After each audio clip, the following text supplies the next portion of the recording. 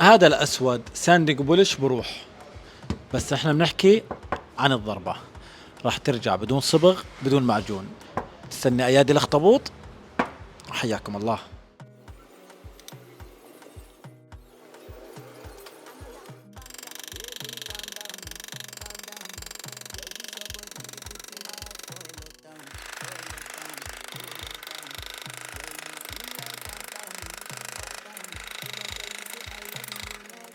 شوفوا نتيجة الاخطبوط الذهبي وشغل الاخطبوط الذهبي واتقان الاخطبوط الذهبي. بعد البولش والساندنج رجع كل شيء وكالة. عينك ميزانك. حياكم الله.